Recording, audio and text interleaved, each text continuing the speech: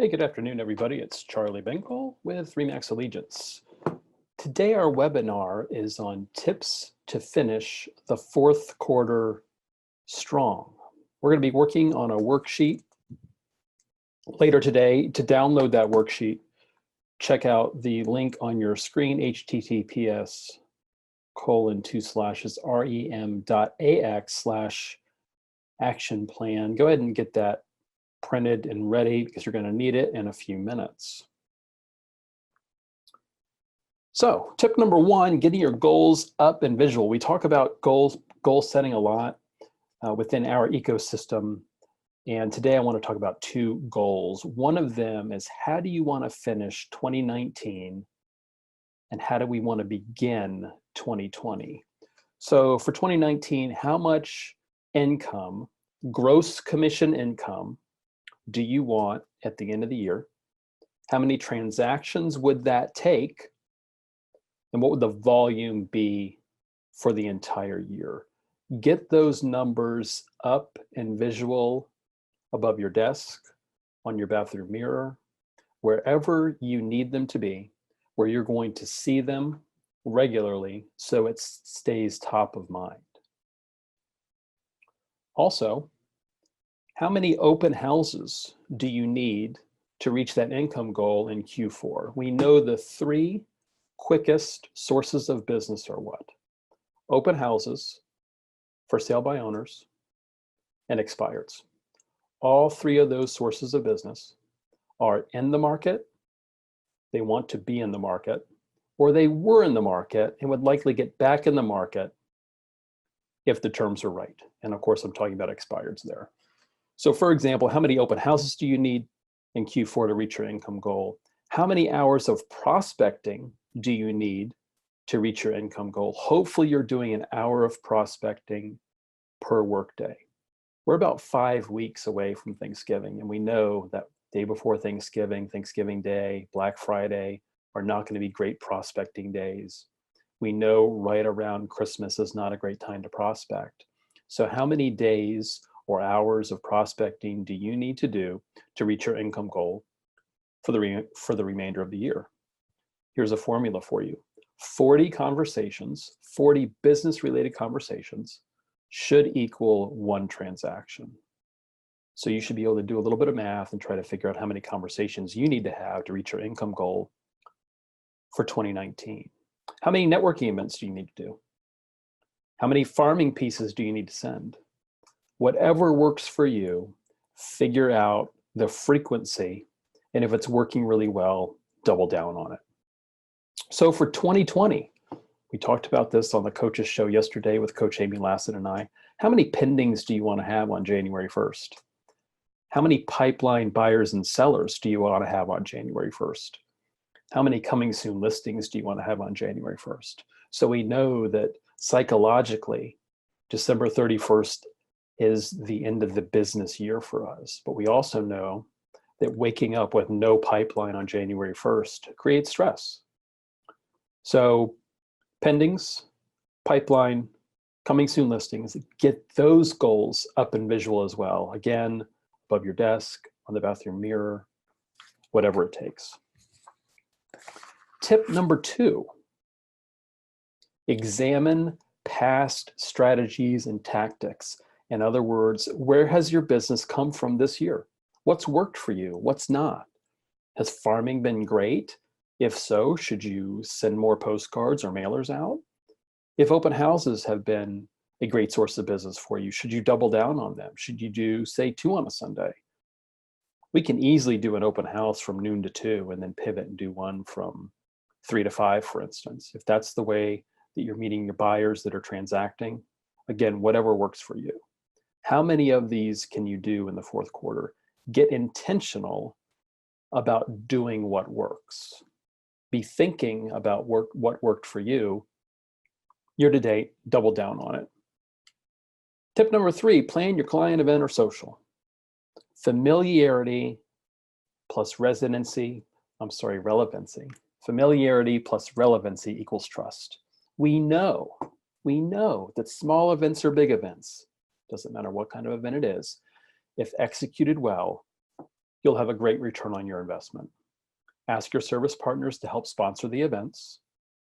The beauty of these events are you get to call your past clients, sphere of influence, to invite them to the event, have a conversation about them, have FaceTime at the event, and then follow up with them after the event. This is a great reason to call your clients, those of you that suffer from call reluctance. And I've never had an agent report to me that they've not had a return on the investment of these client events. If client events are working well for you and you've already done a couple this year, go ahead and do another one in the fourth quarter. Plan 4 for next year, maybe 1 a quarter. Next slide, I have some examples of an outstanding client event that Bob Smith, a RE/MAX Allegiance associate, does down in Virginia Beach. He does this every year in December. You can see they have gift bags there for the clients. They do a raffle. Somebody in the audience there wins a cruise every year. And he does this at McCormick and Schmick's Steak and Seafood House. He's done it for years. And the restaurant knows what to expect and he knows what to expect. So it's about as turnkey as you can make it. His sponsors, his vendors help sponsor the event. They've got the goodie bags, Santa shows up, you've got photos with the kids, and you can see, I stole these photos from his Facebook page. He has many others, but he gets really good attendance here. And it's the biggest event that he does every year. So check that out. And again, plan holiday party or client appreciation event. Tip number 4, get more reviews.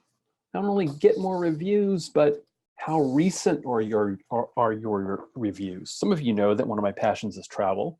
Before I go to a new place, book a new hotel, I read reviews. And I want to see frequent reviews. I don't want to see reviews from 6 months ago. I want to see reviews from last week and the week before. 89% of consumers make a buying decision after reading reviews. So what do your reviews look like on Zillow, Facebook, Google, and Yelp?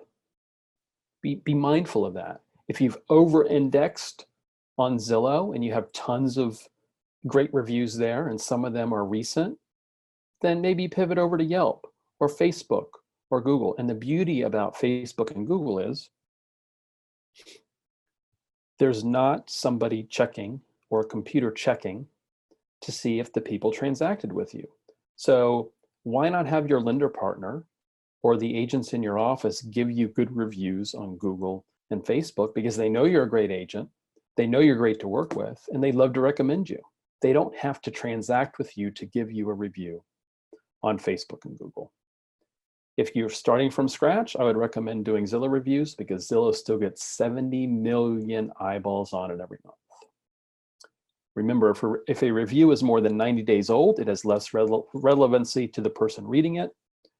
When you ask your clients if they'd like to come to your client event, why not ask them for a review? How many reviews will you get before the end of the year? Tip number 5, complete a marketing update. Look at your business cards, your postcards, brochures, websites, social channels, all of that collateral, print it out, put it on your desk. What are consumers seeing? Is your photo and logo the same across all of those channels? Is your photo something that looks like you, or is it a decade or 2 old? Do you need to update profiles with new accomplishments? And is your brand message consistent across all channels? So I strongly recommend that we check and complete a marketing audit at least twice a year to make sure what you're showing consumers is congruent among all channels and is the message that you want them to be seeing. Tip number 6, create a social proof piece. This is an amazing tip, and most of this work is actually going to be done in January, but let's prepare for it now. So a track record of success is meaningful to the consumer. How are you showing that track record?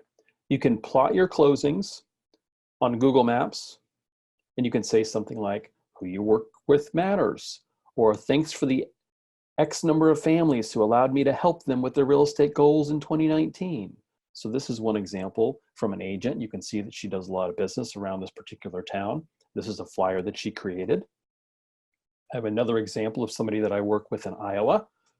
We were having a competitor claim that she was doing more sales than he was. So I recommended that he do a map. And this is actually his lifetime production around this large lake community in Okoboji, Iowa. And you can see the red dots equal a sale by Kirk Stouse. And what is so interesting is he's had so many, it almost looks like a straight line around some of these lakes. So he's at 125 sales for almost 200 million in volume. Now, what does a consumer think when they see a piece like this? And on the left side, you can see that's the front of the postcard, and on the back side is the back of the postcard. Well, they of course think that he is a market leader. He's an expert in his field, right? This gives him credibility before somebody even meets him. So examples of this can be a map. You can also do thumbnail photos of sold properties that you've had. You could even, with their permission, do photos of the families that you helped transact in 2019. If you've only had a few sales in 2019, go back a few years, go back 5 years, go back 10 years, it doesn't matter. So in early 2020, we want to create this piece. You can email it to your entire database. You can use it for farming postcards. You want to add it to all your social media channels and boost it. And then of course, adding it to your listing and buyer presentations is totally critical. So if you need help with this come January, mark your calendar, right? And get in touch with Ashley at marketing@rmxtalk.com, and she can help you build your map. Moving right along, tip number 7, create an organized environment for success. So when you step into your office, be it an office in a large real estate office, or your home office down the hall from where you sleep, does that place give you a sense of calm, or when you walk in, do you feel stressed? How do you walk in when you feel? Or, sorry, when you walk in, how do you feel? Start with a clean slate, clean off your desk, remove wall hangings that are old and do not any longer keep your attention. Maybe you have an old goal sheet that just blends into the wall at this point, right? It needs to be rewritten so you pay more attention to it. Make sure those goals are up. Vision boards are good. We're going to be doing business planning in November and December, and we always do a vision board because vision boards are powerful. This is a really interesting tip. Get a plant and name it client experience. Like literally get a sign and write on it client experience and attach it to the pot of that plant. And then treat it like your clients. Don't let it die. Keep in touch with it, feed it, and love on it.